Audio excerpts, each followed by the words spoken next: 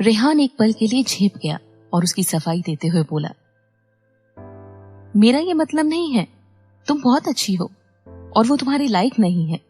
मैं बस तुम्हें ये एहसास दिलाना चाहता था कि तुम दोनों एक दूसरे के लायक नहीं हो और तुम अभी बहुत छोटी हो। क्या तुमने शादी करने का फैसला सोच समझ कर लिया है? संजना ने उसका कंधा थपथपाते हुए कहा, ठीक है, तुमको मेरी चिंता करने की जरूरत नहीं। तुमको पहले अपने मामले सुलझाने चाहिए।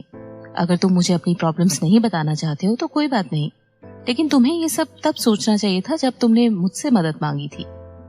रेहान शॉक में था। कुछ देर सोचकर वो अपनी फीलिंग्स कन्फेस करने जा रहा था, लेकिन संजना उससे पहले बोल पड़ी, हे भगवान, मैं लेट हो जाऊंगी, मैं चलती हूँ। संजना को कोई जल्दी नहीं थी, लेकिन रेहान शायद उससे अपनी प्रॉब्लम शेयर नहीं करना चाहता था, इसीलिए वो वहां से बहाना बनाकर निकल गई। संजना के बहुत सारे दोस्त नहीं थे और उसे सच में रेहान की चिंता थी। उसे लगा था कि अगर वो उसे नहीं बता सकता तो कम से कम त्रिशा से तो बोल ही सकता है। जब उसे पता चला कि रेहान के वापस आने के बारे में त्रिशा को पता है, तो उसने त्रिशा से कहा, रेहान का मूड कुछ खराब लगता है।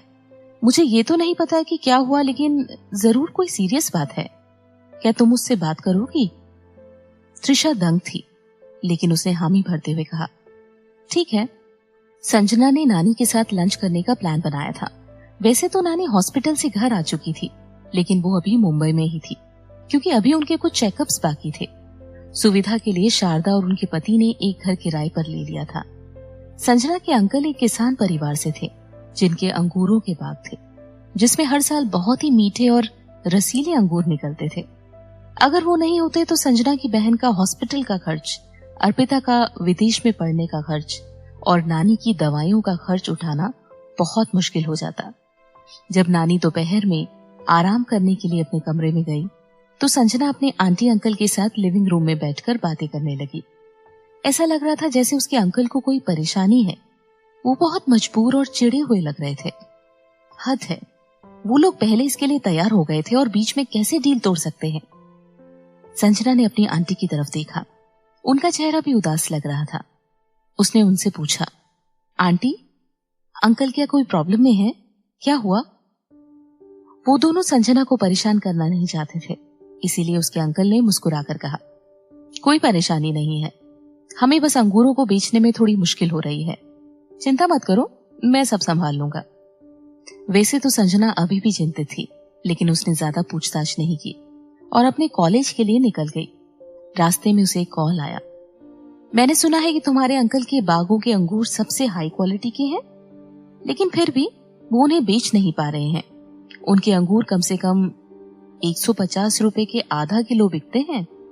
सोचो अगर वो अंगूर ऐसे ही खराब हो जाए तो तुम्हारे अंकल का कितना नुकसान होगा। वो लड़की एक महंगे सोफे पर बैठ गई और अपना फोन स्पीकर मोड पर करके टेबल पर रख दिया। ये रोशनी, अंगूर? संजना तुरंत समझ गई कि उनके अंकल अंगूरों को बेचने में आने वाली जिस मुश्किल की बात कर रहे थे, उसके पीछे रोशनी का हाथ है। क्या किया तुमने?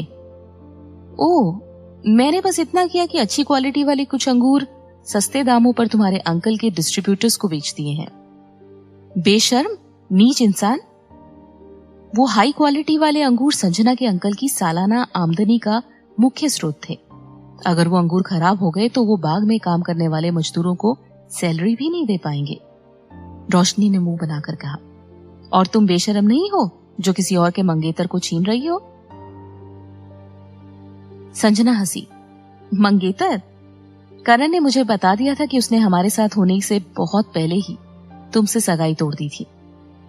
रोशनी ने टेबल पर जोर से हाथ पटका, लेकिन उसने अपना गुस्सा कंट्रोल कर लिया। कुछ दिनों पहले जब उसे पता चला था कि करण संजना से शादी करने जा रहा है, तो वो गुस्से से पागल हो गई। शादी? उसने उससे शादी करने से मना कर दिया था और अब वो संजना से शादी कर रहा है। वो करण से मिलकर उससे पूछना चाहती थी कि वो उसके साथ ऐसा सुलूक कैसे कर सकता है, जिसने उसकी जान बचाई थी। लेकिन उसने अपने इमोशंस को कंट्रोल कर लिया। वो जानती थी कि ऐसा करने का कोई फायदा नहीं होगा, और अगर वो ऐसी ही परेशानी खड़ी करती रही तो उसका भाई राहुल भी उससे नाराज हो जाएगा। मेहरा परिवार की इज्जत की खातिर उसकी माँ भी उसका साथ नहीं देगी। उसने गहरी सांस भर के धमकी भरे अंदाज में कहा। अगर वो अंगूर नहीं बिके और उन्हें खरीदने वाला कोई डिस्ट्रीब्यूटर नहीं मिला तो क्या तुम्हारे अंकल के अंगूरों के बाग बर्बाद नहीं हो जाएंगे? क्या उनके पास तुम्हारी बहन और नानी के इलाज के लिए पैसे रहेंगे? अगर तुम उनको बर्बाद होते नहीं देखना चाहती तो करण से शादी का इरादा छोड़ दो। संजना ने कंफ्यूज होकर कहा, और तुम्हें इस बात का डर नहीं कि ये बात अगर मैं करण को बता दूंगी तो क्या होगा? डर? रोशनी ने संजना से पलट कर सवाल किया। ओ, मुझे इस बात का डर है कि तुम करण से मदद नहीं मांग सकती। अगर करण ने ग्रोवर फैमिली के कनेक्शन से तुम्हारी मदद करने की कोशिश की तो उसके पिता जनरल ग्रोवर तुम्हारी शादी उससे कभी नहीं होने देंगे। संजना मुस्कुराई। तो क्या हुआ अगर उसके पिता हमारी शादी के लिए तैयार नहीं होंगे? वो उनके खिलाफ जाकर मुझसे शादी करेगा, और जब उसके पिता ने तुमसे शादी करने के लिए कहा था तो भी उसने आज तक तुमसे शादी नहीं की। तुम? रोशनी का मुंह गुस्से से लाल हो गया था। करण को छोड़कर तुम्हारे पास है क्या? मेरे लिए सिर्फ करण ही काफी है। इतना कहकर संजना ने फोन रख दिया। संजना के फोन काटने से रोशनी का चेहरा गुस्से से लाल हो गया था और वो जोर से चीखी, यू स्लट! तुम्हारी इतनी हिम्मत कि तुम मेरा फोन काटो? अब देखो, ये तो सिर्फ शुरुआत है। वो बार बार संजना को फोन करती रही और उसे और बातें सुनाना चाहती थी। हालांकि संजना ने उसका फोन नहीं उठाया। उसे रोशनी के गुस्से से कोई फर्क नहीं पड़ रहा था। इस वक्त वो सिर्फ अपनी आंटी के बारे में सोच रही थी। वो वापस उनके घर पहुंची और पूछा कि क्या डिस्ट्रीब्यूटर वाली बात सेटल हो गई या नहीं। उसके अंकल आंटी ने ना में सिर हिलाया। सभी फलों के बागों के अपने डिस्ट्रीब्यूशन चैनल्स होते हैं, इसीलिए नया चैनल ढूंढना इतना आसान नहीं था। इसमें बहुत वक्त भी लग सकता था। जैसे भी अंगूरों को तोड़ लिया गया था, वो अब और ज्यादा इंतजार नहीं कर सकते थे। संजना ने सलाह दी, अगर एक रास्ता बंद हो गया है तो क्यों ना हम ऑनलाइन अंगूर बेचें? ऑनलाइन? हाँ, संजना ने हामी भरी। इस वक्त सभी मार्केट ऑनलाइन आ गए हैं और फेसबुक पर भी लोग सामान बेचने लगे हैं। बहुत से लोग कपड़े, मेकअप, बैग जैसे आइटम फेसबुक के मैसेंजर के जरिए बेचते हैं और सभी बिजनेस अच्छा मुनाफा कमा रहे हैं। शायद हम भी अंगूरों के लिए एक बार कोशिश करके देख सकते हैं। उसकी आंटी थोड़ी रिलैक्स हुई और बोली, मुझे लगता है ये थोड़ा सस्ता भी पड़ेगा।